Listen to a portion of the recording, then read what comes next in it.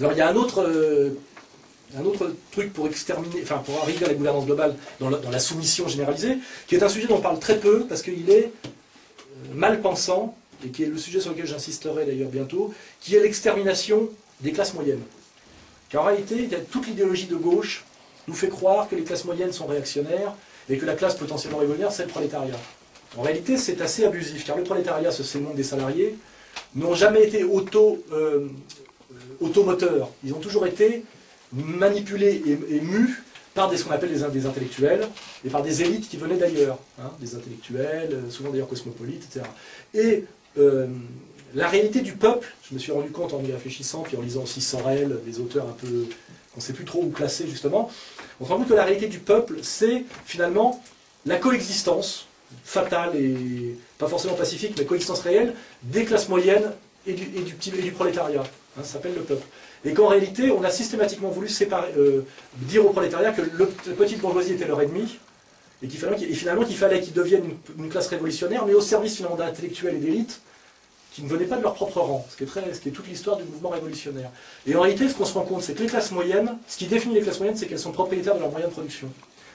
Et là, Michéa a fait un travail en redécouvrant ce qu'on appelle les populistes américains, c'est-à-dire que les classes moyennes, si on veut être marxiste, sont dans la situation objective et par leur praxis de la conscience. Car en fait, elles sont propriétaires de leurs moyens de production, donc indépendantes, et étant dans la production et non pas salariées, elles sont dans le monde réel et elles identifient les prédations et les violences réelles. C'est-à-dire que quand on est un petit artisan ou un petit commerçant, moi j'ai des copains qui sont passés de gauchistes à patrons de bistrot. Ils se sont mis à voter Front National. Pourquoi? Parce que quand ils sont devenus patrons de bistrot, ils ont vu la violence de l'État, la persécution fiscale, la difficulté de trouver des employés, la méchanceté des tribunaux, des prud'hommes, et ils se sont rendus compte qu'il y avait tout un baratin gauchisto de gauche qui en fait avait pour but de criminaliser le petit patron. Or en réalité, le petit patron, c'est l'échelle. Je ne dis pas que c'est la solution du monde, mais c'est finalement le plus dur à manipuler. C'est pour ça que quand je parle de patron de bistrot, de chauffeur de taxi, c'est ça. C'est le mec qui est propriétaire de son outil de travail et à qui on ne la fait pas. Alors qu'un salarié, c'est comme un enfant.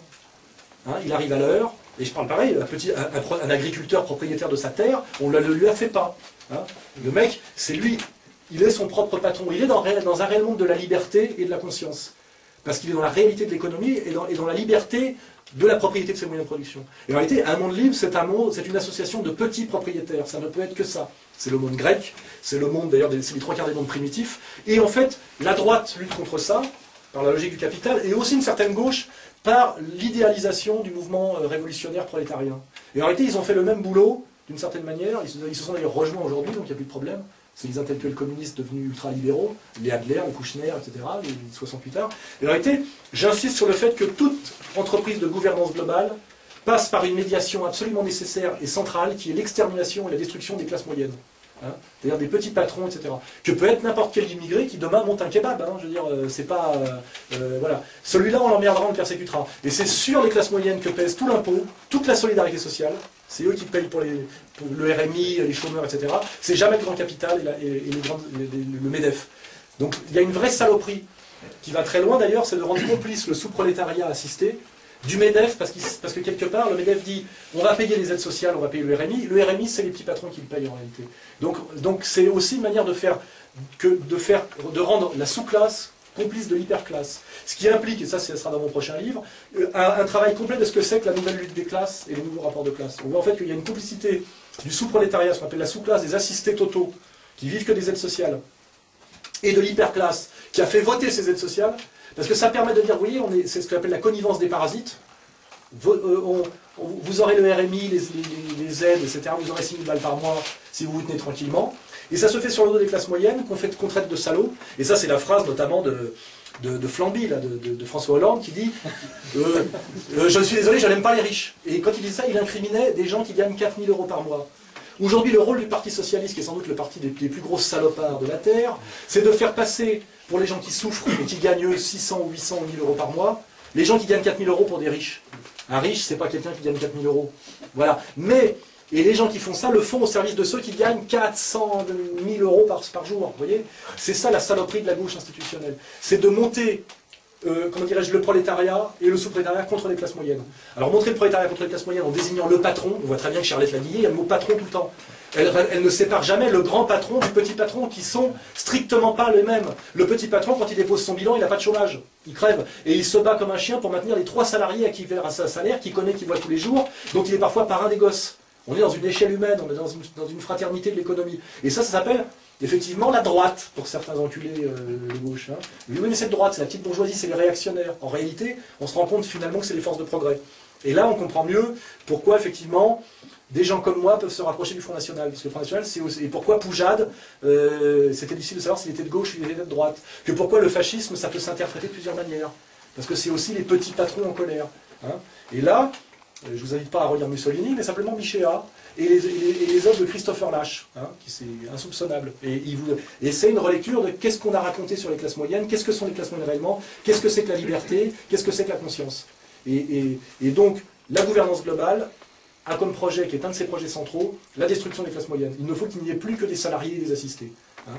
Parce qu'un mec qui est propriétaire de sa moyenne de production et qui gagne sa vie par son travail, en dehors du salariat, c'est un individu, au vrai sens du terme, c'est un homme libre au vrai sens du terme, et c'est un mec qui est dans la conscience de la praxis au vrai sens du terme. Hein. Voilà. Et c'est l'insoumis. Et c'est le monde de Audiard et de la France des années 60. Hein. C'est le patron de resto, le patron de bistrot, le chauffeur de taxi, le plombier. Tu vois, le mec, on lui la fait pas, lui. Hein. Et il est dur à manœuvrer, même dans les... C'est dur de le mettre en grève, mais aussi c'est dur aussi de l'envoyer à la guerre, c'est dur de le manipuler. Et dans le système de gouvernance globale, c'est plus facile finalement de contrôler des millions de salariés ouvriers. Il suffit pour ça de dealer secrètement avec 3 leaders syndicaux. Vous voyez. Et là, on voit bien ce qui se passe en ce moment avec l'évolution de la CGT. Et ça, c'est mon chapitre suivant. La destruction, pour la gouvernance globale, des réseaux d'opposition traditionnels. On voit aujourd'hui que ce qui représentait le mouvement ouvrier à l'époque, qui était le PCPS, le PS, je crois que c'est clair et net, c'est uniquement des gens aujourd'hui qui représentent les fonctionnaires de l'éducation nationale, donc des salariés tributaires de l'État, qui sont les derniers qui devraient ramener leur gueule dans un processus d'autonomie, hein, sauf certains individus. Ils sont salariés de l'État. Et les mecs, c'est quand même... Les 3/4 des profs qui portent le discours révolutionnaire depuis toujours sont des salariés de l'État. C'est quand même... Déjà dans les années 70, je m'engueulais avec les marxistes profs de fac. De toute façon, vous êtes des fonctionnaires de l'État. Où est-ce que vous êtes rebelle et quelle est votre indépendance, votre marge de manœuvre? Prouvez que vous êtes des révolutionnaires déjà en étant autonome économiquement. Hein, voilà. Donc on est dans ce truc-là. Le PS, ça représente les fonctionnaires de l'éducation nationale. Et d'ailleurs les fonctionnaires à la retraite, en fait, quelque part, des petits privilégiés, pas des gros, mais des petits privilégiés, et qui sont dans des logiques corporatistes intégrales. Alors que le corporatisme est l'ennemi de la gauche, si on a une culture politique. Ce sont des corporatistes, en réalité, qui ne disent pas leur nom. Hein. Donc le PS, voilà, c'est liquidation, on ne s'intéresse plus au mouvement ouvrier. Et les revendications ne sont que sur la consommation, d'ailleurs, c'est-à-dire plus ou moins de pouvoir d'achat pour acheter. Il faut bien comprendre que la droite patronale peut de temps en temps donner un peu de lâcher sur le côté keynésien, parce que quand il faut relancer la consommation, on peut augmenter les salaires, du moment que c'est pour consommer et faire tourner la machine. Donc en fait, on a réduit les revendications qui étaient des revendications de qualité de vie, des revendications de dignité qui correspondent aux protestations des mouvements sociaux de l'époque du syndicalisme révolutionnaire, avec ce qu'on appelait l'aristocratie ouvrière. C'était Sorel, c'était Proudhon, c'était Blanqui, c'était Berthe. C'était pas juste des augmentations de salaire pour des travailleurs à la chaîne, pour qu'ils puissent effectivement faire marcher les stations de sport d'hiver, parce qu'à un moment donné, il faut aussi que les prolos puissent faire du ski pour pas que les stations de sport d'hiver fassent faillite et qu'on rembourse les investissements en tire-fesses. Vous voyez. Donc à un moment donné, on voit qu'il y a une collusion totale entre le patronat et les revendications de gauche, et ce mariage s'est fait en 1936 avec le Front populaire. En fait, au début, il y a eu une protestation patronale parce qu'on donnait les moyens aux pauvres d'aller en vacances, et on s'est rendu compte que les actionnaires, qui sont toujours bêtes, mais qui comprennent avec le pognon, se sont rendus compte que finalement, ça avait relancé le train, qui à l'époque était d'ailleurs privé, ça avait sorti l'industrie du train de son déficit. Ils se sont dit, mais c'est un nouveau marché.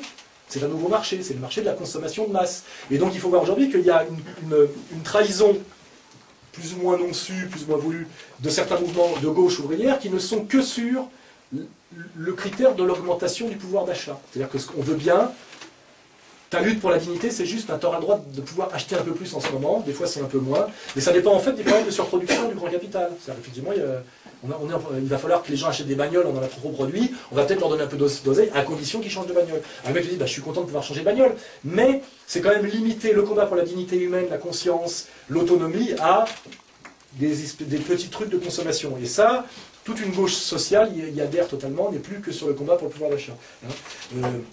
On voit très bien aussi que l'autre trahison, c'est par exemple Besancenot, c'est le mondialisme. au nom des droits de l'homme, alors que le mondialisme aujourd'hui est une destruction des acquis sociaux. Marine Le Pen l'explique très bien aujourd'hui, je crois lui avoir bien expliqué d'ailleurs. Quand on est contre les frontières, on est du côté du capital.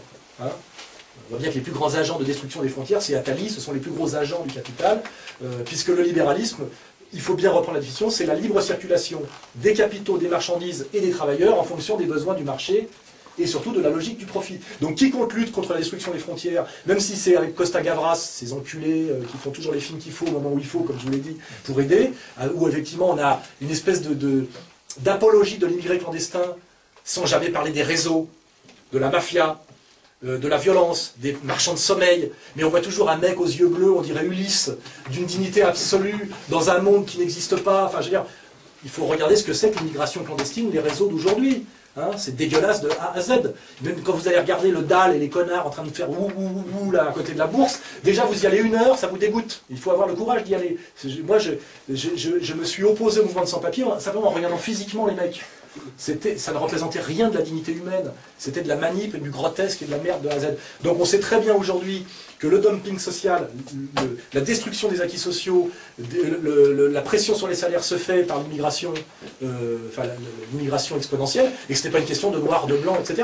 C'est une question de logique du capital en période de crise. Voilà. Donc quiconque travaille pour la destruction des frontières, en plus au nom des droits de l'homme, et que parce qu'un petit enfant c'est émouvant, et machin, parce qu'on a toujours le bon truc, le mec il sort toujours les gosses quand il faut, évidemment. Besancenot, on sait pourquoi le système l'aime bien et qu'il a droit d'être. Aujourd'hui, il est classé dans les mecs les plus sexy des hommes politiques dans Gala. Je veux dire où ça va.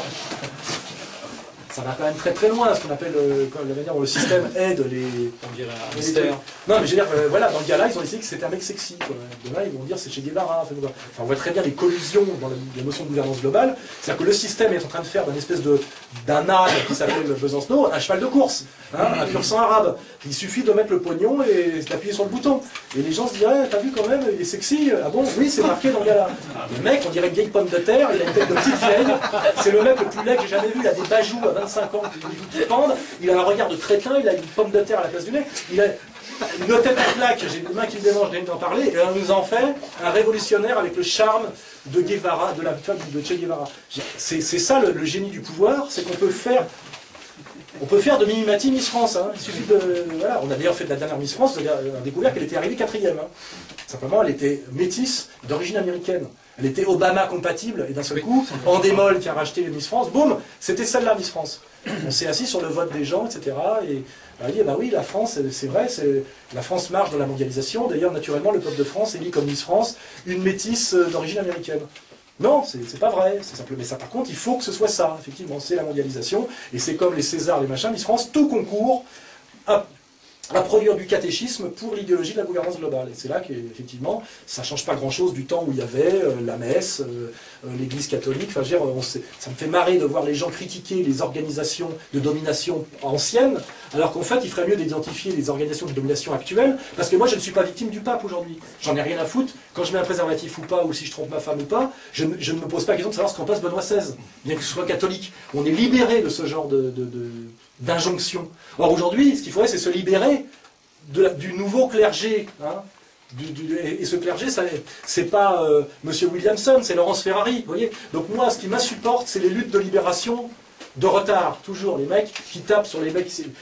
C'est comme disait un proverbe persan, n'importe quel âne peut frapper un lion mort. C'est ça, oui, c'est très courageux de taper sur un lion mort, c'est plus dur de taper sur un lion vivant. Quoi, voilà. Et donc c'est toujours ça. Les mecs, ils ont un combat de retard, ils luttent comme Ciné qui dit je lutte contre les curés, les flics et l'armée. L'armée, il n'y en a plus, les flics, ils ont plus fort taux de suicide, ils rasent les murs, ils ont un uniforme de merde, et quand vous les croisez, vous les prenez pour des délinquants, tellement ils ont la même gueule qu'eux. C'est vrai, c'est difficile de faire la différence entre un flic, s'il n'est pas en uniforme, et un délinquant. Et dès qu'il peut, il fume un peu de chichon, enfin, c'est exactement... C'est une escroquerie de penser qu'on s'oppose à eux. Par contre, lutter contre la police avec un grand P, c'est autre chose. Voilà. Donc ça. Autre truc très, très typique de la destruction des réseaux de résistance ou d'opposition traditionnelle, la CGT, qui là maintenant est ouvertement avec les sans-papiers et essaye d'encarter des immigrés clandestins. C'est un truc clé parce que la CGT c'était quand même le parti communiste français, il y avait la notion français, travailleurs français. On sait d'ailleurs que c'est ce qui a coûté sa tête à Georges Marchais quand il a commencé à lire. C'est rappelé des slogans du Front Populaire, produisons français et défendons le travailleur français. Ça a été la fin pour lui. Et aujourd'hui, la CGT et elle est encore un cran plus loin, c'est qu'aujourd'hui, le combat de la CGT, c'est la régularisation des sans-papiers et défendre les clandestins dans les entreprises. Ce qui veut dire que c'est très étrange, parce que c'est une contradiction totale par rapport à l'analyse marxiste qui devrait être la leur. Hein. C'est-à-dire, on ne peut pas défendre les salaires des Français et en même temps aider les clandestins. C'est pas possible. Or, ils le font. C'est-à-dire qu'aujourd'hui, au niveau de la CGT, ils sont passés sous contrôle, ce que j'appelle l'empire et la gouvernance globale, parce que pour survivre, comme de toute façon ils ont une espèce de privilège syndical qui leur permet de représenter les travailleurs français, alors que l'ensemble des syndicats représentent 7% des salariés français. Mais c'est des privilèges qui ont été donnés à la Libération à 4 syndicats. Il est pratiquement impossible de créer un syndicat, etc. Donc la CGT vit sur un privilège. Il n'y a plus personne qui est syndiqué, parce que les gens, aussi parce qu'on a détruit l'engagement, l'individualisme, etc. La transgression fait que ça serait presque ringard éventuellement de se syndiquer. Et la CGT, pour survivre et justifier son rôle d'acteur, on est à chercher d'ailleurs des syndiqués et les chercher aujourd'hui les immigrés sans papier. C'est très très étrange.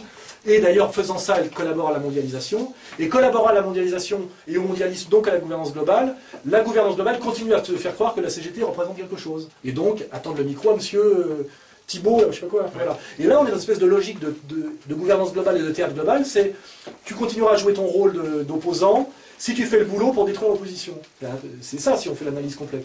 Et le mec, est-ce qu'il le sait, est-ce qu'il ne le sait pas, est-ce qu'il l'a compris en cours de route? C'est toujours le problème. À mon avis, les gens comprennent en cours de route. Mais chaque fois qu'ils comprennent qu'ils trahissent, on les fait monter d'un cran, on les paye un peu plus cher. Donc si tu veux, il y a une souffrance intérieure, ça pourrait être le sujet d'une vraie belle pièce de théâtre ou d'un bon vieux film, c'est je comprends que je suis un salaud, mais on vient de m'augmenter de 10 000 € de plus. Donc qu'est-ce que je fais? J'accepte que je suis un salaud et je rends mon tablier, ou j'essaye de faire semblant de ne pas avoir compris et je prends les 10 000 € de plus. Et en réalité, la cooptation se fait comme ça.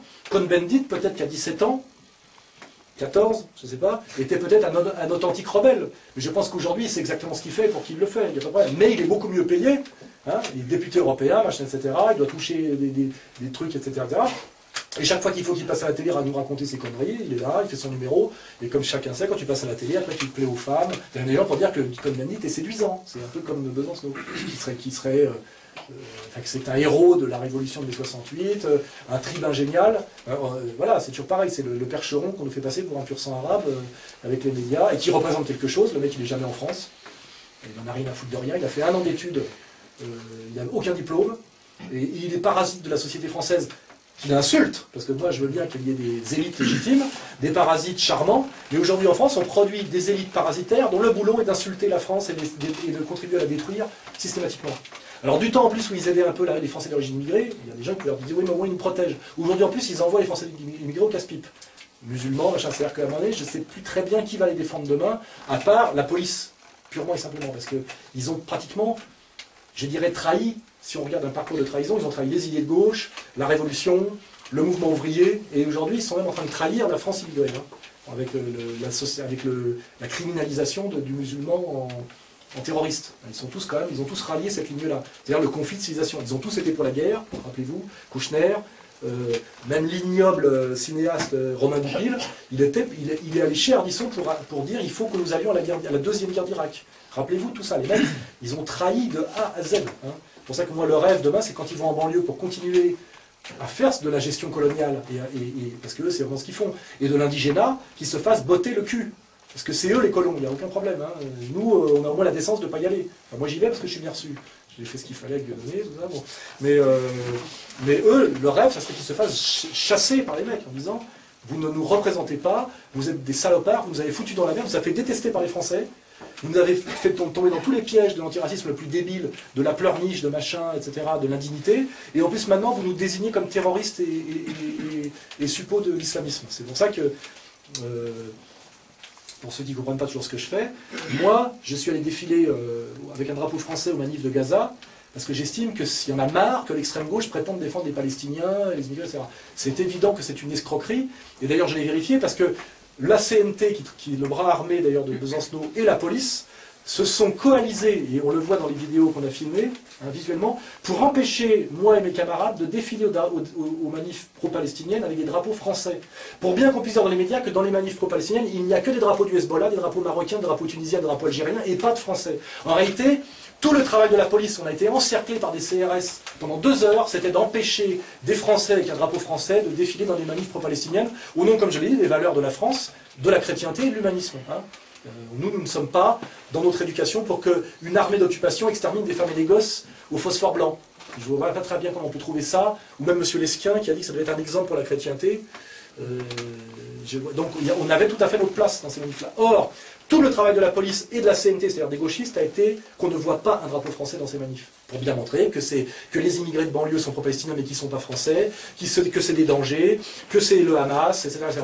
C'est fait, ça s'appelle aussi la gouvernance globale. Hein, c'est bien fait. Et moi, la dernière fois, on y allait, on l'a vécu. Mes camarades qui étaient là, je pense qu'ils l'ont vécu aussi. Parce que parfois, on n'y croit pas. Et quand on le voit, quand on voit les mecs de la CNT échanger les brassards avec la police, qu'on voit les CRS aider les mecs de la CNT à nous attaquer, que pendant qu'ils nous attaquent, les CRS nous tiraient, nous Français, des drapeaux français, des lacrymos dans la gueule, puis après, quand les mecs du centre Zara, qui sont les chiites français, tapaient les mecs de la CNT qui se sauvent en courant devant des bonnes femmes, parce qu'en plus ce sont des pleutres. Là, ce sont les CRS qui les protègent, alors que les mecs prétendent être des gauchistes antifa révolutionnaires qui passent leur temps à cracher sur les flics. Tu vois, là on voit le théâtre du pouvoir, et ce qu'on appelle la gouvernance globale. Effectivement, c'est une chorégraphie où il y a quand même des gens. Ça s'appelle la préfecture, c'est des téléphones, c'est des mecs déguisés, des faux flics, des faux machins, des faux manifestants. Moi j'avais 4 flics au cul toute la soirée en civil pour suivre où j'allais. Et c'est fait que pour les lâcher, on était avenue de Gérald Leclerc, comme il faisait froid, avec mes gardes du corps, on est rentré dans un magasin de fringues et pendant 1h30 on a essayé les vêtements.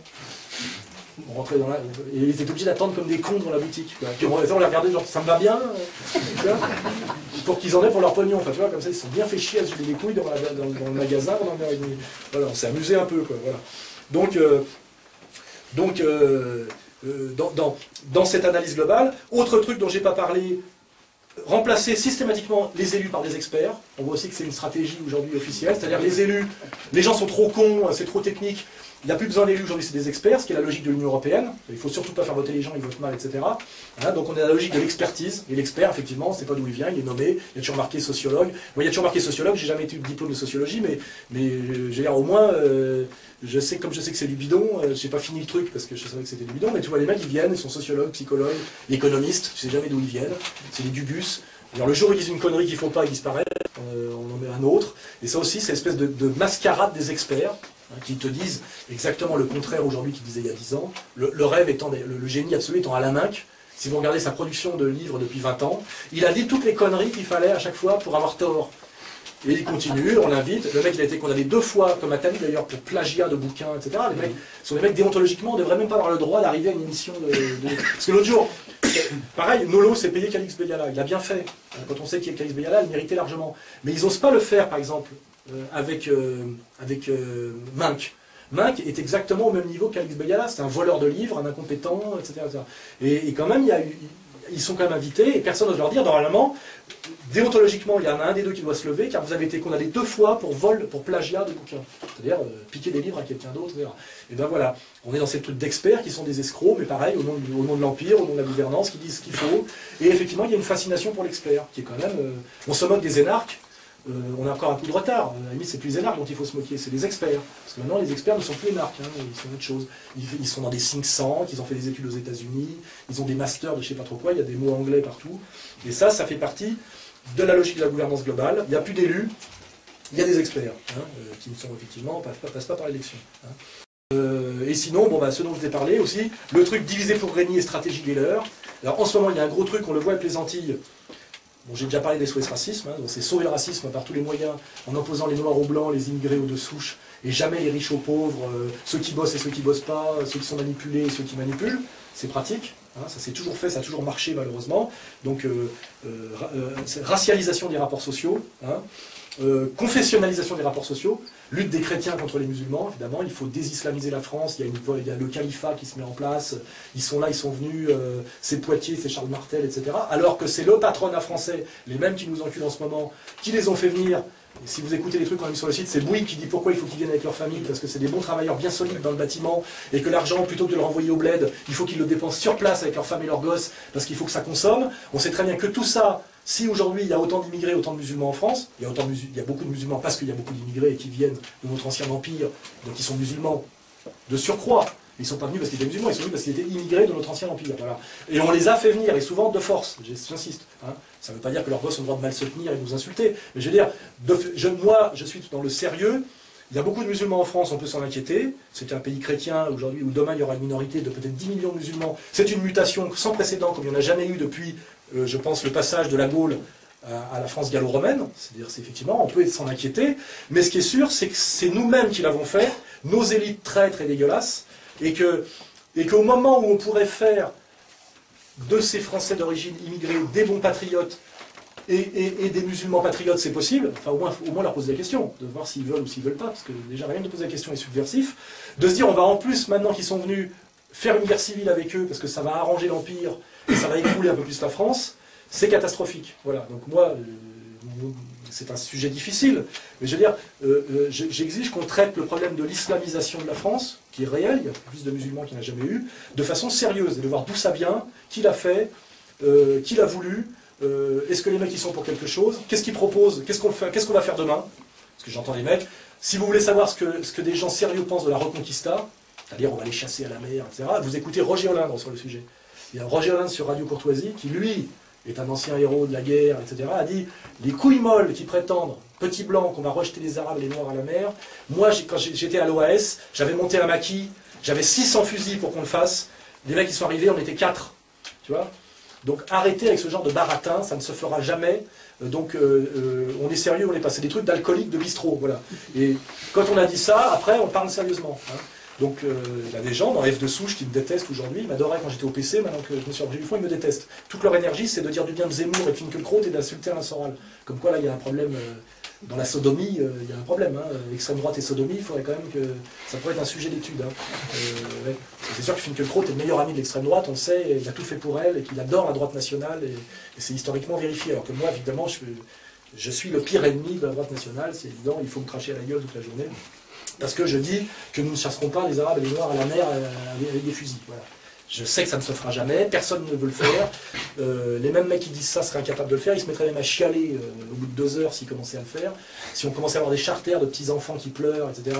Les mêmes mecs qui ont demandé ça disent non, c'est trop horrible. Je sais, j'ai lu ce qui s'est passé en 40 en France. Hein. Les mêmes mecs qui voulaient faire des lois anti-juives, quand ils voyaient la police arriver, voir des familles qui côtoyaient depuis des années, allaient eux-mêmes les cacher. 85% des juifs ont échappé à la déportation en France, grâce à la solidarité des Français, de la police française, par ceux-là même qui avaient voté les pleins pouvoirs à Pétain. Parce que entre il faudrait arrêter avec ça, et qu'est-ce qu'il faut faire au niveau de la violence et de la laideur morale pour y arriver, c'est pas la même chose. Et moi je pense que la France est un pays, tout sauf un pays de salauds. Ça peut être un pays de grande gueule, un pays de couilles molles, c'est pas un pays de salauds. Donc de toute façon, ça ne se fera jamais comme ça. Voilà. Donc ça, c'est... Pour continuer sur la gouvernance globale, il y a des gens aujourd'hui qui veulent créer des situations de guerre civile en France, qui veulent monter les Noirs contre les Arabes, les musulmans, en sachant d'ailleurs qu'ils jouent avec tout le monde. Moi je reviens du Kosovo, j'y suis allé. Au Kosovo, je n'ai pas vu un pays islamiste qui s'est émancipé du joug yougoslave ou serbe par lui-même. J'ai vu le travail des services américains, de la mafia albanaise et de l'argent de l'Arabie Saoudite. Il n'y a pas de Kosovo musulman, c'est une escroquerie de A à Z. Il y a par contre comment on a détruit la Yougoslavie, qu'on a mis à feu et à sang les Balkans. Et d'ailleurs, là, je fais remarquer que M. Finkielkraut était pro-croate, M. Bernard Kouchner, M. Cohn-Bendit, non pas Cohn-Bendit, c'était Bernard-Henri Lévy, lui il était pro-bosniaque. Ils ont chacun choisi leur camp afin d'attiser la haine et la violence. On ne sait pas trop pourquoi, on a dit qu'ils ont tiré ça d'ailleurs à pile ou face. Et puis maintenant que la Yougoslavie est détruite, ils n'en parlent plus jamais, ils sont sur le Darfour maintenant. Hein, vous voyez, c'est-à-dire qu'il y a toujours les mêmes pour aller foutre la merde, hâter la guerre civile. Ce qui est certain, c'est que la Yougoslavie a disparu, que la Serbie, Milosevic est mort en prison. Hein, que la Serbie a jamais été plus petite et plus faible que jamais, et qu'aujourd'hui les mecs d'extrême droite que je connais qui étaient pro-croates, parce que tous les catholiques, ils sont tous pro-serbes, et que les croates que je connais qui ont même été vice-ministres dans les gouvernements, dans les premiers gouvernements croates, on s'est fait baiser de A à Z. Si c'était à refaire, on serait avec Tito, on défendrait la Yougoslavie jusqu'au bout, car nous ne sommes plus rien. Voilà. Donc tout ce qui est tombé dans les pièges de ce qu'on appelle la balkanisation, la guerre civile, etc., c'est du sang, des larmes et de l'échec garanti. Voilà, donc c'est pour ça que moi, c'est mon truc qui s'appelle réconciliation nationale, parce que la seule chose qu'on peut faire à un moment donné, c'est comment sauver la France, et tout ce qui est de l'ordre de la violence, contre qui que ce soit d'ailleurs, et de la guerre civile, c'est forcément un truc qui affaiblit la France. Et il y a des gens aujourd'hui qui jouent là-dessus, de tous les côtés. Hein. Qui c'est qui me disait ça aujourd'hui d'ailleurs? C'était Gollnisch, avec qui je communique, qui me dit « On a fait un papier que je n'ai pas validé, où on attaquait violemment l'islamisation de la France dans une région. On se chope un procès par la LICRA et les étudiants juifs de France. » Je dis bah, « C'est bien fait pour votre gueule. » Voilà. Hein, parce que les mêmes qui criminalisent les Arabes toute la journée, qui disent, et qui font des pétitions contre le racisme anti-blanc, Quand c'est le blanc qui le fait, il lui envoie la LICRA et les étudiants juifs de France dans la gueule. Hein. Comprenez les mécanismes. Hein. C'est-à-dire que même, il faut que ce soit Finkielkraut ou même Zemmour qui disent que c'est que le nationalisme français et qui disent qu'on a le droit de dire de mal de l'équipe de France black, black, black, qui est la risée de l'Europe, hein, je vous les citations de ces gens-là. Si c'est vous qui reprenez la phrase, la LICRA, elle vous envoie au tribunal. Vous voyez ? Parce que toi, petit blanc français, tu fermes ta gueule. C'est nous qui décidons qui sont les gentils, qui sont les méchants, et c'est nous qui et nous sommes là pour foutre la merde. Tu vois, donc voilà. Donc je vous dis, aujourd'hui, Gollnisch me dit que les mecs du Front National qui ont fait un papier contre l'islam dans son coin, là, en pensant faire plaisir à toute l'extrême droite sioniste, hein, parce qu'on a vu comment ils les traitent, les musulmans à Gaza, et ben ils se chopent une attaque en règle de la LICRA et des étudiants juifs de France. Voilà. Que ça leur serve de leçon. Voilà, c'est tout. Hein, donc ça c'est un autre truc. Donc voilà, désigner pour régner, stratégie des leurs. Hein, on voit que et puis un autre sujet, c'est demain, effectivement, j'y viens, tu vois, l'extrême droite de collaboration. Il est évident, quand on regarde la situation hollandaise et belge, qu'il y a un créneau aujourd'hui pour que l'extrême droite ait à nouveau le droit de cracher son venin. C'est parce qu'il y a une tradition, effectivement, de colère à l'extrême droite. C'est si c'est contre les musulmans et que c'est sionisto-compatible. C'est évident que là, il y a un espoir et un espace. Et que malheureusement, la nature étant ce qu'elle est, ça se fera. Donc de toute façon, moi je suis sur une ligne de résistance intégrale et sérieuse, qui sera forcément beaucoup plus marginale, qui peut exister par la base, mais ce qui est évident, c'est qu'au niveau des médias et au niveau de la gouvernance globale telle qu'elle fonctionne, si demain le Front National dit de toute façon, ce qui se passe en France, c'est un peu comme ce qui se passe en Israël, il y a un vrai problème avec les musulmans, il faut se les payer, etc., ou qui diaboliseront l'islam, d'un seul coup, il y aura une dédiabolisation de l'extrême droite.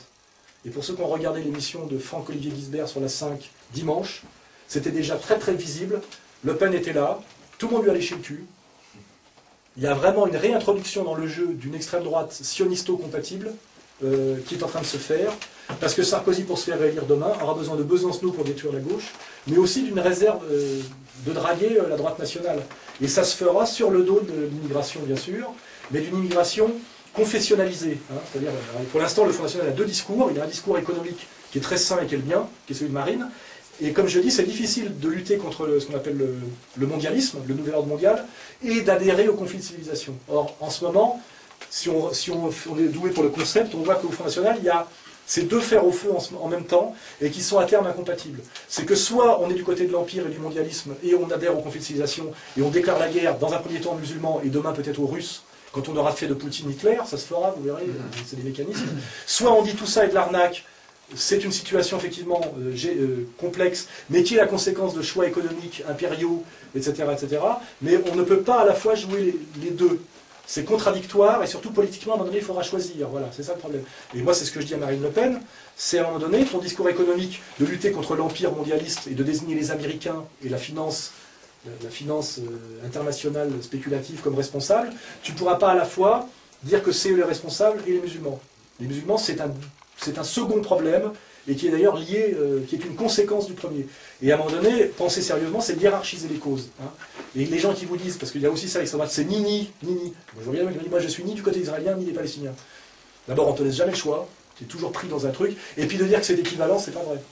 Aujourd'hui, la violence et la soumission exigée au sionisme comme idéologie n'est absolument incomparable avec le lobby pro-palestinien. Je ne compare pas une souris et un éléphant. Hein. Qu'il y ait une souris chez moi, c'est un peu emmerdant, mais ça peut gêner. Mais si à la place de la souris, j'ai un éléphant au milieu du salon, je vis dans 35 mètres carrés, c'est beaucoup plus compliqué. Or, il y a des gens qui disent, bon, finalement, ce sont deux mammifères. La souris pro-palestinienne et l'éléphant sioniste, ce sont deux mammifères. C'est du même genre de nuisance. Oui, il y en a qui pèsent 5 tonnes et l'autre 20 grammes. Voilà. Donc, soyons honnêtes, on peut choisir en conscience un camp ou un autre, mais je n'aime pas trop les faux... Quand on est d'extrême droite, on doit être au moins courageux et un peu viril. On assume ses positions. Mais ils disent, mais de toute façon, moi je ne choisis pas. Je vois par exemple les identitaires. En réalité, ils ont déjà choisi. Hein. Je vois très bien comment je me suis fait à chaque fois critiquer. Les dits et les non-dits. En réalité, aujourd'hui, il y a toute une extrême droite qui pense qu'elle va pouvoir à nouveau avoir le droit de tenir un discours contre les immigrés, effectivement, qui est son problème, et je le comprends, parce qu'on lui laissera le dire à condition de faire une allégeance ou d'être discret et silencieux sur d'autres sujets. Et ça, c'est l'offre sioniste. Et cette offre existe, elle est déjà totalement en place à Anvers, pour ceux qui... Le Vlaams Belang a déjà signé ce pacte-là. Voilà. Ce n'est pas mon choix personnel, pour des raisons morales et stratégiques. Voilà. Mais par contre, c'est une offre qui sera faite demain, y compris au Parti populiste, hein, il faut le savoir. C'est, si vous diabolisez l'islam et que vous ne parlez que de ça, vous aurez le droit de revenir. On arrêtera de vous cracher à la gueule, ou voilà, qui est un peu l'idée de la prostituée qui a fait 20 ans le tapin, a le droit de devenir sous-maîtresse. C'est-à-dire, tu as le droit de mettre d'autres femmes sur le tapin. C'est-à-dire, c'est un peu l'offre qui est faite à l'extrême droite actuellement. C'est-à-dire, tu passes de tapin du sionisme à sous-maîtresse du sionisme. Voilà, c'est... Moi, je parle de la droite des valeurs. Là, c'est pas pour moi la droite des valeurs, ce n'est pas ça. Hein, voilà. Mais s'il y en a, les bordels du monde entier sont pleins d'anciennes putes devenues sous-maîtresses qui n'ont pas fait le tapin pendant 30 ans et s'est fait dérouiller par leur macro, font en sorte que ce soit d'autres gamines plus jeunes qui dérouillent à leur place, et même elles tiennent la caisse et elles prennent un peu de morlingue. C'est l'histoire de la prostitution. Voilà. Mais ne parlons pas de l'histoire de la droite des valeurs ou de la dignité ou de la virilité. J'ai eu quelques mots là-dessus avec M. Lesquin. Quand je lis qu'on devrait prendre exemple sur ce qui se passe à Gaza, parce que c'est un exemple pour la chrétienté de faire ce que les sionistes font à Gaza. J'ai dit, on peut se déshonorer si on veut, mais on n'est pas obligé de déshonorer la chrétienté. Hein, voilà. Et en plus, pour ceux qui n'auraient pas compris, ce qui se passe à Gaza, c'est pas se libérer d'envahisseurs étrangers, c'est faire l'apologie de l'immigrant colonialiste au nom de la force. Car il ne faut pas oublier que les Palestiniens en France, c'est nous. Hein, et que les immigrés, ça serait au mieux les Israéliens. C'est-à-dire que si demain on dit, c'est la loi du plus fort, prends le pays, celui qui a les moyens de le conquérir par les armes. Quand je regarde les armées qu'il y a derrière M. Lesquin, et quand je regarde la puissance en testostérone qu'il y a en banlieue, je lui dis de se fermer doucement sa gueule, parce que si demain il y a baston pour la prise du contrôle de la France, j'ai peur que ce ne soit pas Lesquin qui gagne. Vous voyez, parce que moi j'ai mis les pieds en banlieue, j'ai vu ce que c'était que les effectifs de l'extrême droite et des mecs en colère en banlieue, il n'y a pas photo s'il y a match. Hein. Je vous dis tout de suite, on perdra. Hein. Moi je dis non parce que je suis blanc. Hein, je veux dire. Donc même d'un point de vue stratégique, c'est une connerie. Hein, voilà. Et en plus, les droits de l'homiste, que je connais très bien, ne nous laisseront jamais, jamais, jamais se retrouver seuls face à eux. Hein, je vous le dis tout de suite. Hein. C'est l'exemple que vient de subir Gonish aujourd'hui, qui est un honnête homme mais naïf. Il dit, on a fait un tract contre l'islam, parce que ça fait... Normalement, ça devrait plaire après Gaza. On se prend la LICRA et les étudiants juifs de France dans la gueule. Quand on divise pour régner, on divise pour régner jusqu'au bout. On ne laisse jamais... On ne s'affaiblit jamais en choisissant... C'est un triangle. Hein. On a deux partenaires qu'on manipule. On ne tue jamais définitivement l'un pour se retrouver tout seul face à l'autre. On les maintient toujours tous les deux en vie, tout le temps, jusqu'au bout. Il faut bien comprendre que c'est la clé de la domination. Donc de toute façon, l'extrême droite blanche et européenne qui croit que la soumission aux sionistes leur permettra de débounouiser la France, parce qu'il faut parler poliment, ça ne se fera jamais comme ça. Jamais, jamais, jamais, ça n'arrivera jamais. Tous ceux qui ont joué ce genre de jeu ont perdu. Voilà, c'est tout. Donc c'est moralement dégueulasse et stratégiquement naïf. Voilà. Mais par contre, ça permet à certains, effectivement, je vois Guillaume Fay aujourd'hui, de dire exactement sur les Arabes et les musulmans ce qu'il disait il y a 20 ans sur les Juifs. Parce que ça coûte moins cher. C'est-à-dire qu'il faut que le mec dise des saloperies sur un groupe humain, donc comme il ne peut plus le dire sur les Juifs, il dit ça sur les musulmans. Je vous mets au défi, ceux qui ont une culture dans ce milieu-là, prenez les écrits de Guillaume Fay du début des années 80, c'est au mot près ce qu'il dit aujourd'hui sur les musulmans. À l'époque, il le disait sur les Juifs. Voilà. Donc, autant à la limite s'abstenir complètement, c'est mieux. Quoi. Voilà. Donc ça c'était pour arriver à ma conclusion, sur la notion de résistance. Aujourd'hui on a donc une domination globale, très perverse, très subtile, qui joue effectivement de nos peurs, de nos haines, de nos dissensions, de tensions légitimes, de passés douloureux, ça peut être la colonisation. Regardez comme la colonisation on s'en sert pour empêcher l'intégration des Français d'origine algérienne. Comment voulez-vous qu'un Français d'origine algérienne puisse se sentir heureux d'être Français s'il croit à l'histoire coloniale du FLN? C'est un déchirement intérieur très très dur. Or, à un moment donné, malheureusement, il va falloir qu'on passe outre. Donc moi je pense que... Et là, par exemple, le rôle d'Ouria Boudjela. Pourquoi prolonge-t-elle systématiquement la guerre franco-algérienne en France? Pourquoi commémore-t-elle la défaite de Dien Bien Phu, alors que les Vietnamiens ne lui ont rien demandé? Il y a quand même, chez certains leaders d'origine immigrée en France, elle est à la fois Trotsko et FLN, on pourrait faire un sujet entier sur elle, on la laisse accéder aux médias, elle dit des choses très intéressantes par ailleurs, mais quand même parce qu'elle prolonge une haine entre les Français de souche et les Français d'origine algérienne. Et il y a des gens qui ont intérêt à ce que cette réconciliation ne s'opère jamais, que la guerre continue à durer. Et elle travaille plus ou moins inconsciemment, je ne sais pas si elle en a conscience ou pas, mais elle travaille à cette non-réconciliation des Français d'origine algérienne et des Français de souche. Et tout ce qui fout la merde, finalement, est sponsorisé. Car vous verrez qu'Ouria Boudjela, elle passe dans les médias, elle n'a jamais été agressée, elle a très peu d'adhérents, mais elle a une revue. Finalement, sa situation est beaucoup plus confortable que certains qui sont pour la réconciliation. Moi je connais des mecs issus des quartiers, ils sont pour la réconciliation entre les Gaulois et les Français et les Nigériennes. On en a rencontré des mecs qui sont à Asnières, eux alors ils se font persécuter, on les écrase. Il suffirait qu'ils crachent sur la France et qu'ils rappellent le contentieux de la guerre d'Algérie, et d'un seul coup, peut-être qu'ils pourraient passer chez, peut-être pas chez Drucker, mais déjà chez Tadei. Voilà. Et ça, il faut se poser la question de, voilà, c'est toujours diviser pour régner, et ceux qui peuvent toujours maintenir les tensions, fait que la France ne se réconcilie pas, sont toujours favorisés par rapport à ceux qui veulent faire de la réconciliation. C'est-à-dire que moi, j'aurai sans doute un jour des gros problèmes, parce que j'ai essayé de faire la paix avec tout le monde. C'est ce qu'il y a de plus dangereux. Et pour ceux qui savent ce que c'est, ce qui s'est passé dans les années 30 en France, ceux qui sont systématiquement été mis au poteau en 1945, c'était les pacifistes des années 30. Ils étaient contre la Deuxième Guerre mondiale. Ah oui, ils ne voulaient pas que l'Europe s'extermine, parce que là, c'est que des blancs d'Europe qui sont exterminés. Quand on parle des dangers des mondes venus d'extérieur, nous, Européens, n'avons pas eu besoin, malheureusement, des musulmans ou des Arabes, pour nous détruire entièrement dans 2 guerres mondiales fratricides, débiles, qui ont fait des États-Unis la plus grande puissance du monde, et de nous, comment dirais-je, un monde dominé. Voilà, je veux dire, voilà. Et il y a des gens qui disaient ça dans les années 30, ils ont eu de gros ennuis, ils ne voulaient pas qu'on fasse la guerre à l'Allemagne. Voilà. Moi, je ne veux pas qu'on fasse la guerre à l'islam, pas la guerre à la Russie, parce que demain, vous verrez que ce sera la Russie. Puis après, ça pourrait peut-être être la Chine, et voilà. Voilà. Il y a toujours des gens qui veulent faire la guerre à tout le monde, regardez, c'est toujours les mêmes, ils sont pour l'intégration en Afghanistan, ils sont pour la guerre contre l'Irak, ils sont pour qu'on a attaqué l'Iran, et avec la réintégration dans l'OTAN, si demain les États-Unis attaquent l'Iran, nous attaquerons l'Iran avec les... C'est-à-dire que l'armée française sera complice, ce qui veut dire que nous serons dans l'axe du bien, et donc soumis à tous les dangers terroristes sur les territoires français, par des islamistes radicaux qui auront parfaitement raison, parce que nous serons dans la guerre. Alors avec l'ancienne politique qu'on avait de type néo-gaulienne, nous étions à la fois les ennemis des Juifs, des Arabes. Moi, quand j'étais au Kosovo, nous roulions avec une bagnole d'ONG française, avec des plaques françaises, tout le monde t'aime bien. C'est un coup de peau, tu vois. Et avec des plaques américaines, c'est beaucoup plus compliqué. Il faut changer de plaque chaque fois que tu changes de zone, tu vois. Ça veut dire qu'on avait l'avantage avant d'être considérés comme des non-alignés et des vecteurs de paix et de respect des peuples et des petits peuples. C'était le travail de De Gaulle, etc.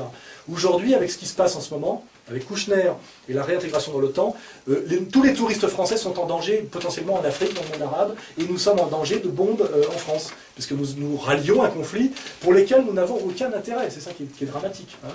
Voilà. Bon, ben ça, donc, conclusion, identifier la résistance. Qui résiste en France? Il n'y a pas grand monde, il y a un peu Jean-Marie Le Pen qui résiste par son politiquement incorrect et son positionnement parfois pas très cohérent, mais qui est quand même une insoumission.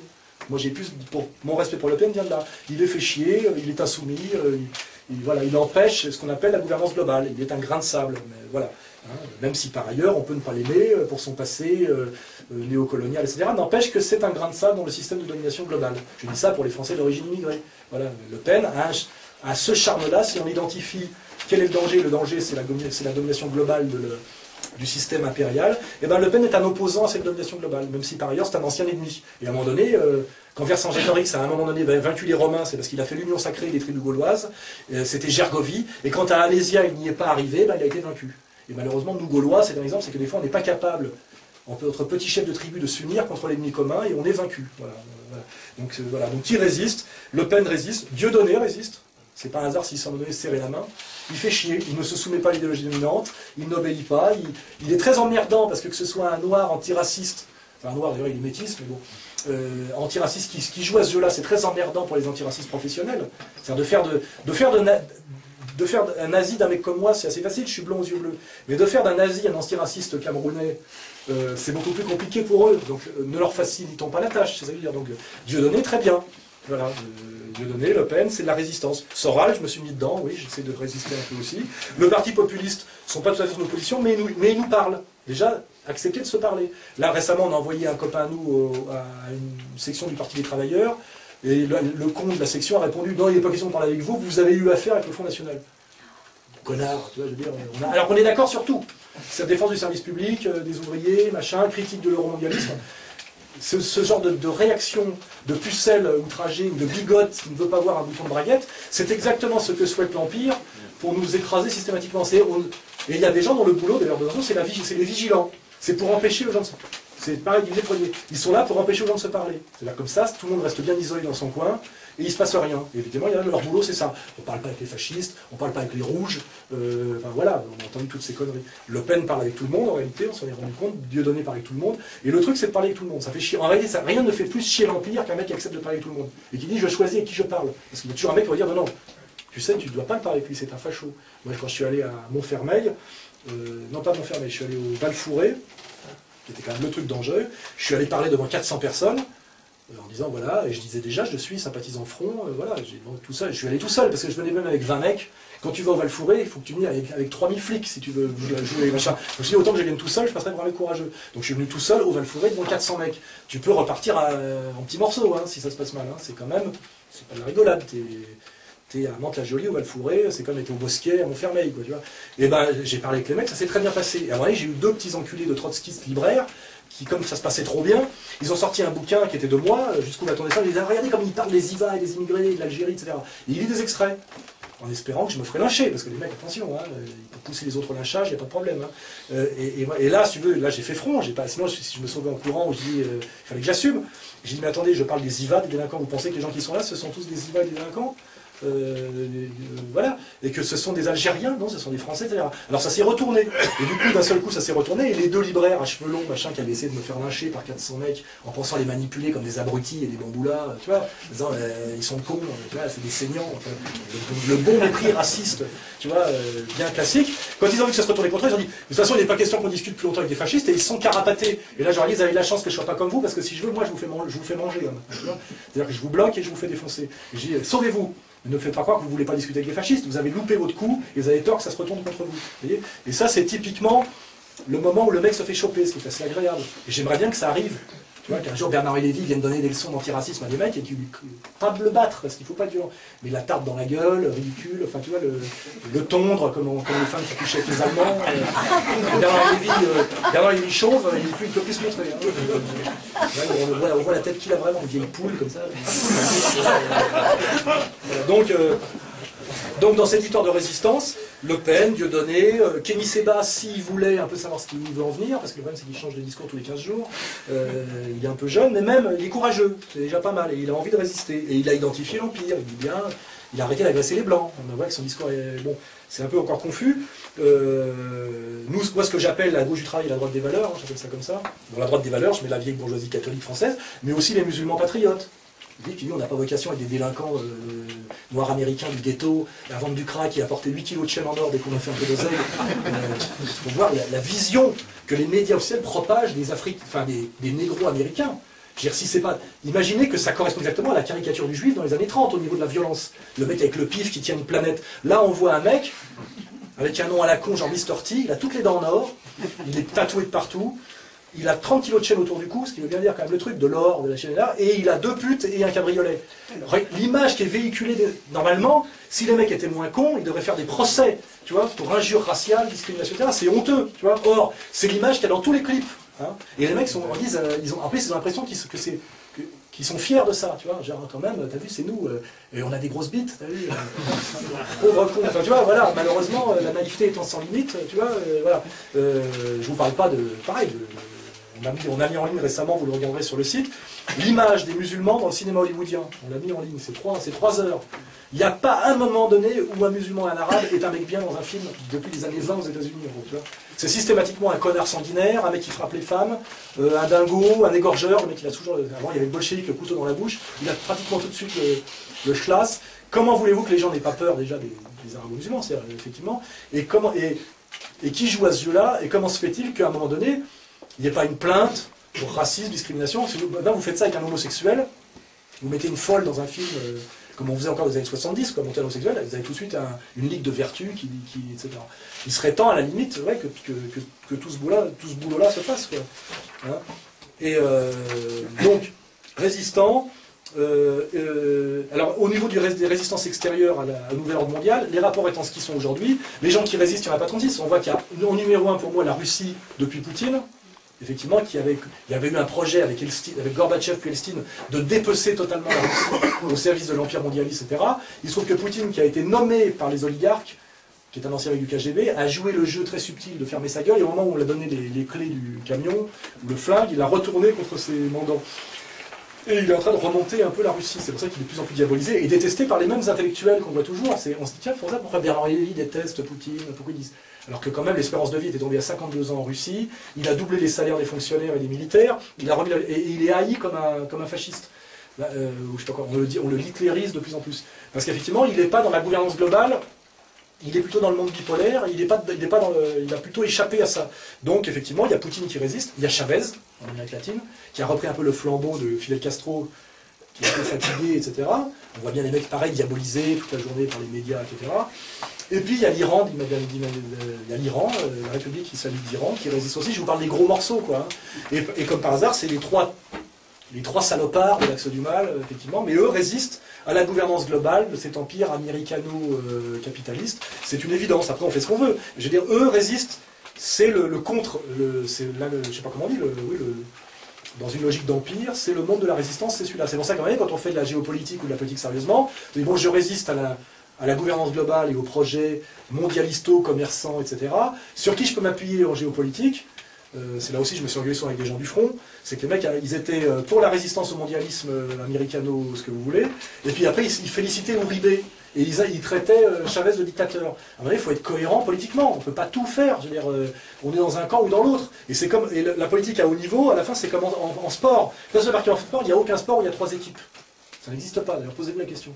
On pourrait imaginer un football à 3 équipes, ce serait très bizarre. Un triangle, il y a 3 parce que ça serait des alliances à 2 contre 1, etc. À la fin, il n'y a que 2 camps. Pour que ça puisse être jouable un match, il faut qu'il y ait 2. Les trucs à 3 n'existent pas. C'est-à-dire que ça s'appelle la demi-finale, quoi. Je veux dire, parce que sinon, effectivement, il y en a 2 qui se coaliseraient pour faire du 3e, comme dans le chaînon manquant, et à la fin, ils se retrouveraient de toute façon à 2. Comme dit Kant, tant qu'on n'est pas arrivé à 2, c'est qu'on n'a pas encore travaillé, on n'a pas fait assez de travail dans l'abstraction. À la fin, il y a 2 toujours. Hein. Quand il y a des mecs qui font, il y a 12 catégories, c'est qu'ils n'ont pas assez travaillé. C'est des sous-catégories en réalité. Et en réalité, on est dans un monde, pour l'instant, et c'est pas nous qui avons choisi, où il y a quand même en gros 2 camps qui se dessinent.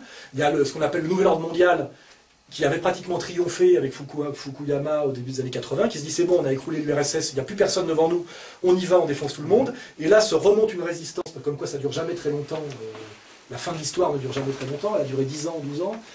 On a effectivement de la résistance, c'est le club de Shanghai, pour ceux qui s'intéressent. Alors lisez la géopolitique, lisez Choprade, lisez Hillard, c'est ça. Il y a des gens qui pondent là-dessus, et il y a une vision politique totalement globale qui va du problème pulsionnel et oedipien de l'individu soumis à l'idée du désir, à la gestion politique de la France, aux luttes communautaires, et après accéder aux logiques économiques et macroéconomiques, et à la géopolitique globale, en termes de ce qu'on appelle thalassocratie, et je sais pas quoi, les termes de la géopolitique, c'est-à-dire l'Eurasie, face à la thalassocratie, ce travail où tout s'articule, et on voit qu'à la fin, effectivement, on est dans un monde où on a effectivement les États-Unis, Israël, l'Angleterre, évidemment, les États-Unis, l'Angleterre, Israël, la France, qui passe sous domination de façon un peu par une arnaque, on va dire, la Turquie qui était pro-américaine, qui avec le problème kurde commence à se rapprocher des Russes parce qu'ils voient que le prix à payer de la soumission aux Américains, c'est d'avoir un problème de minorité kurde en Turquie qui peut leur coûter à terme la perte d'une partie de leur territoire. Donc tout est dynamique, hein, on voit que les Turcs en ce moment, qui étaient pro-américains, c'est pour ça que même l'histoire de l'entrée de la Turquie dans l'Europe, je suis pas sûr que les Américains qui la voulaient pour nous, c'est marrant, les Américains voulaient que la Turquie rentre là parce qu'ils veulent nous aider, comme chacun sait. Donc on se disait, bon, on est contre, les Américains la veulent, on est contre.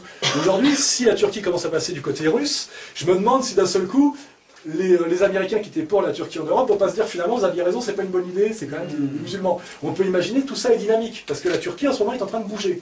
Hein, c'est très compliqué. Alors on a dans Flash Christian Bouchet, que certains connaissent, qui a une réputation sulfureuse, mais qui est un très bon géopoliticien et qui fait des analyses très saines, qui nous fournit en information là-dessus. La géopolitique, c'est dynamique, il se passe des trucs, il y a le Tibet, il y a les Karen, il y a machin, enfin ça bouge dans tous les sens, le Soudan, et de comprendre les tenants et les aboutissants géopolitiques de ce qui se passe au Soudan, au Congo, enfin Darfour, etc., dans la Caspienne, voilà. Nous on essaie de le faire par exemple dans ce petit canard, ça vous aidera. Donc c'est aussi comprendre, et là c'est un peu relire Carl Schmitt, c'est identifier l'ennemi. À la fin c'est quel est l'ennemi, donc l'ennemi principal, voilà. Et quels sont donc les ennemis secondaires ou les faux ennemis, voilà. Et il est évident qu'aujourd'hui la question de l'islam se pense pour voir comme ça, c'est que dans la logique de gouvernance globale, l'islam est un monde avec une vision du monde qui résiste encore à la gouvernance qui est une gouvernance capitaliste, hein, on va dire. Voilà. Comme nous d'ailleurs, le monde catholique de l'ancien régime était un monde qui résistait à ce monde qui était en train de dominer parce qu'il y avait un problème d'interdit de l'usure dans le catholicisme. Et il faut bien savoir, une banque, une conception islamique du prêt à intérêt. Et donc dans la destruction du monde islamique, il y a aussi le mondialisme marchand et bancaire, hein, il faut bien comprendre, qui est en train d'essayer de soumettre un monde cohérent, qui est le monde musulman, parce que le monde musulman, c'est une vision du monde global, c'est une vision sociale, c'est la Oumma, etc. Et notamment parce que cette Oumma ne se soumet pas totalement à la logique bancaire qui est pilotée par Wall Street, qui est passé par qui a commencé à Venise et à Gênes, qui est passé par la City, qui est aujourd'hui à New York et à Washington. Et donc il y a vraiment une guerre de soumission du monde musulman à ce monde du bien, à cette gouvernance globale. Donc il faut bien comprendre aujourd'hui qu'en réalité, l'islam est en train d'essayer d'être soumis à la gouvernance globale, comme le monde catholique a été soumis, ça s'est soldé à la fin par Vatican II, qui est l'abdication en race campagne du monde catholique, qui était l'ancienne idéologie des monarchies qui tenait le monde européen blanc. Vous voyez, il y a une destruction des Bourbons, puis des Hohenzollern, il y en a une autre encore, les Hohenzollern, ça terminé par les Romanov. Enfin, je veux dire, on a détruit, voilà, on s'en fout, des empires chrétiens voilà, ont été détruits, et n'oubliez pas que c'était les valeurs de la chrétienté qui les tenaient, et la papauté avait un rôle central, et à un moment donné, il y a eu la défaite, d'abord militaire, je dirais presque, de la papauté, c'est-à-dire que tous les empires catholiques se sont effondrés, et le pape s'est retrouvé finalement qu'être une petite entité régnant sur les esprits, mais sans puissance, et il a fallu à un moment donné qu'il se soumette, et la soumission, c'est Vatican II, il faut le comprendre comme ça, c'est une soumission politique. C'est la soumission des évangiles aux droits de l'homme. Hein. Ça serait un autre sujet de débat. C'est d'ailleurs, dans les conséquences, pour ceux qui veulent faire la théologie, c'est admettre la coexistence de l'ancienne alliance et de la nouvelle alliance, qui est une hérésie chrétienne totale. Hein. C'est-à-dire que la nouvelle alliance ne transcende plus, n'abolit plus l'ancienne alliance, mais on estime aujourd'hui que c'est un épiphénomène, et on admet presque que c'est une hérésie. C'est-à-dire, finalement, Jésus-Christ est quand même, finalement, un mec issu de l'Ancien Testament qui a un peu déconné, et qu'on laissera déconner gentiment si il se laisse insulter, persécuter systématiquement dans ses œuvres. Hein, c'est à peu près ce qui se passe aujourd'hui avec Benoît XVI, qui est obligé de s'excuser. On a quand même 1 milliard de chrétiens qui s'excusent face à 15 millions de juifs. C'est quand même bizarre. Il doit se passer quelque chose pour qu'on soit obligé de s'humilier à ce point-là, que notre pape soit obligé de demander pardon, parce qu'il y a un évêque ultra-marginal qui a dit 3 conneries, on dirait que la terre s'est arrêtée de tourner, enfin vous voyez, comprenez. Et aujourd'hui, si on veut comprendre, le monde musulman est face à une agression hyper violente de l'Empire, et on lui demande de se soumettre sur les valeurs. Hein, alors évidemment, on parle de lapidation des femmes, ça on ne comprend pas bien, mais en fait, c'est-à-dire se soumettre à l'idéologie marchande des bancaires, des droits de l'homme, que certains appellent l'idéologie maçonnique, pour ceux qui viennent de l'extrême droite, on n'est même pas obligé. Et aujourd'hui, il est possible que finalement ce monde musulman soit mis au pas. On sait que l'Arabie Saoudite travaille à cette mise au pas. On sait que les pays du Maghreb sont déjà passés sous domination, la Tunisie, le Maroc, l'Égypte aussi, et on sait quels sont les pays qui résistent. Aujourd'hui, c'est plutôt... Alors, il y a deux entités très différentes, d'ailleurs, c'est les talibans sunnites qui résistent, mais je ne sais pas trop, c'est comme au départ a été monté par les Américains, donc je suis un peu inquiet, c'est-à-dire je ne sais pas trop, et il y a les chiites iraniens qui résistent, qui sont aujourd'hui le cœur de la résistance, puisqu'ils sont à la fois le Hezbollah, mais même le Hamas est sunnite, mais soutenu par les chiites. Donc quoi, des fois, ils peuvent se réconcilier pour des raisons de géopolitique. Hein, voilà.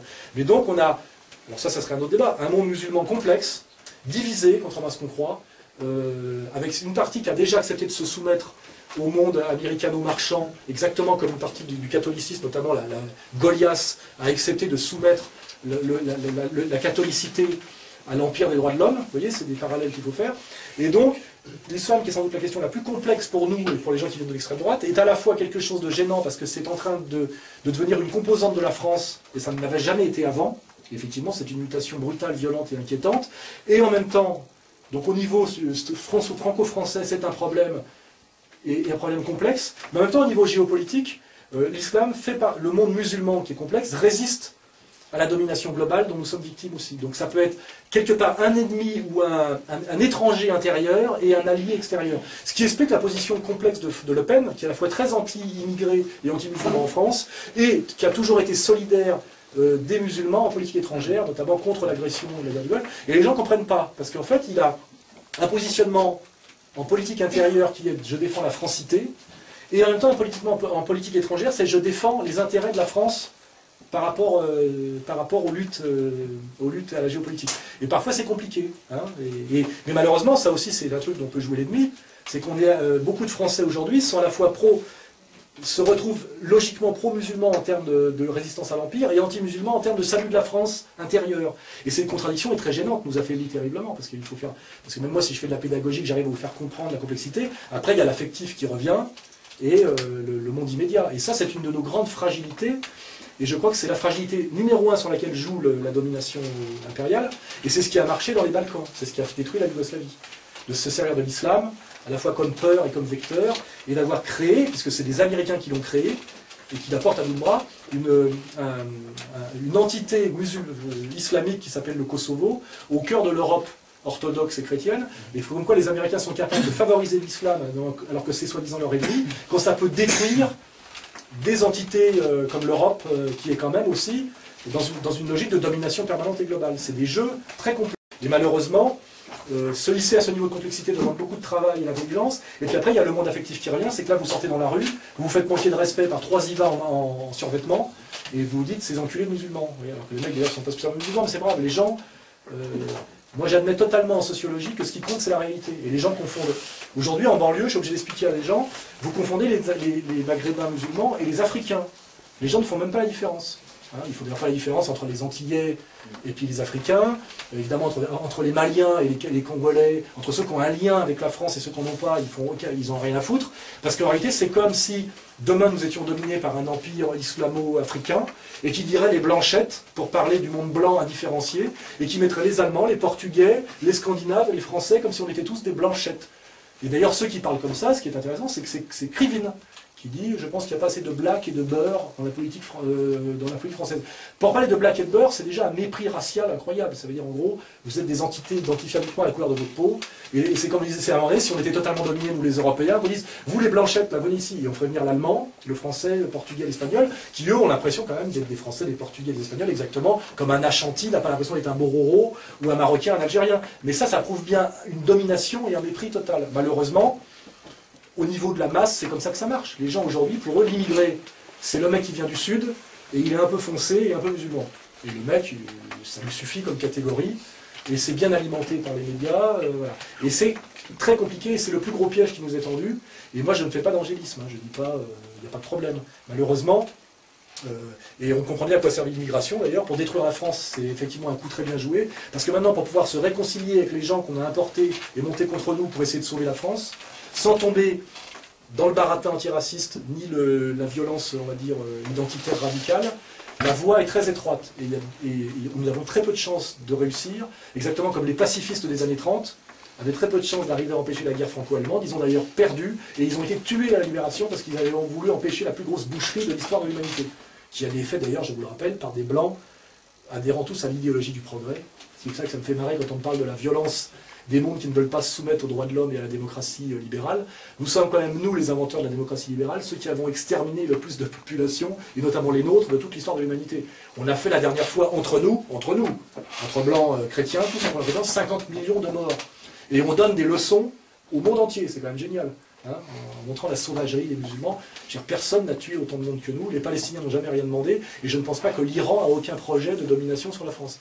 Mais c'est pour vous dire quand même aussi de comprendre pour nous, blancs qui ne réfléchissons pas, le sentiment d'humiliation et d'injustice que ressent le monde arabe, quand on les désigne comme les salopards et les méchants, alors qu'ils ne font qu'être humiliés depuis 2 siècles, et ils ne font qu'accumuler les défaites, et que nous qui prétendons être les pacificateurs du monde et parler des droits de l'homme, nous sommes les gens qui avons tué le plus de gens, et on peut mettre y compris des juifs, hein, c'est nous qui l'avons fait, c'est pas les arabes, on a napalmé des Vietnamiens, mis la bombe atomique sur des Japonais, on a fait toutes les saloperies de la Terre, et on continue à donner des leçons à tout le monde.